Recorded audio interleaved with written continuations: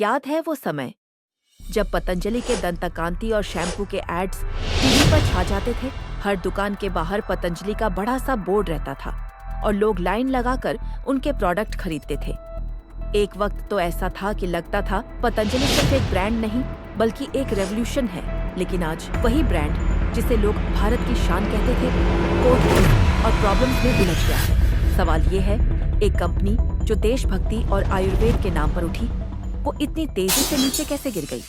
साल 2006 ऋषिकेश, बाबा रामदेव और आचार्य बालकृष्ण ने शुरू किया एक छोटा सा वेंचर, पतंजलि आयुर्वेद। विजन बहुत सीधा था, आयुर्वेद को घर घर तक पहुंचाना। और शुरू के दिनों में पतंजलि एक बिजनेस कम एक आंदोलन ज्यादा लगता था। लोगों को लगता था, हाँ, ये एक स्वदेशी रेवोल्यूशन है। जो चीज 100 रुपये में मल्टीनेशनल कंपनी बेच रही थी, पतंजलि वही चीज आधी कीमत में ला रही थी। और फिर ग्रोथ ऐसे हुई जैसे रॉकेट लॉन्च हो गया हो। साल 2011 से 2017 के बीच पतंजलि भारत की सबसे तेजी से बढ़ती हुई एफएमसीजी कंपनी बन गई। साल 2017 में ही सेल्स 10,000 करोड़ रुपए से ऊपर पहुंच गई थी।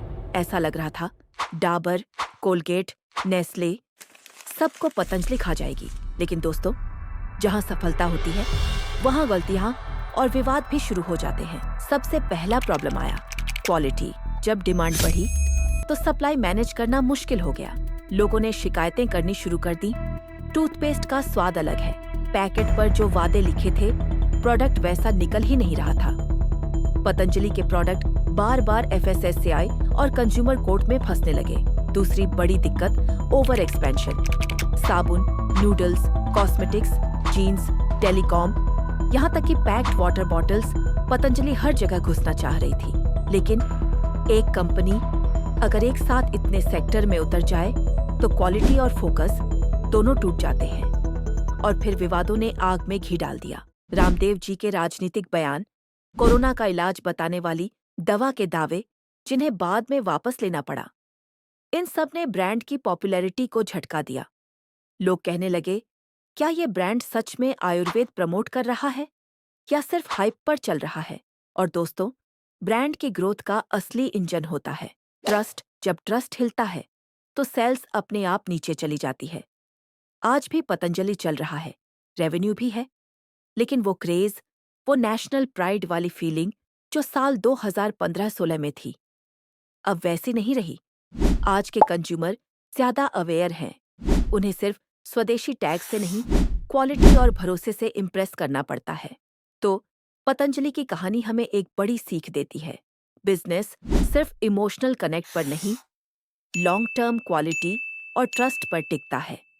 और अगर कोई ब्रांड अपना ट्रस्ट खो देता है तो उसकी ग्रोथ चाहे कितनी भी तेज हो, उसकी गिरावट उतनी ही दर्दनाक होती है। सोचो जरा, अगर पतंजलि जैसा एक देसी रेवोल्यूशन गिर सकता है तो अगली बड़ी कहानी किसकी होगी? क्या कोई और भारतीय ब्रांड ग्लोबल जायंट को हिला देगा, या फिर एक और डाउनफॉल लिखा जा रहा है? अगर आपको ऐसी कहानियां पसंद आती हैं जो सच भी बताती हैं और सोचने पर मजबूर भी करती हैं, तो अभी चैनल को सब्सक्राइब करो, क्योंकि अगली स्टोरी हो सकता है उसी ब्रांड की हो जिसका प्रोडक्ट आप रोज इस्तेमाल करते हो।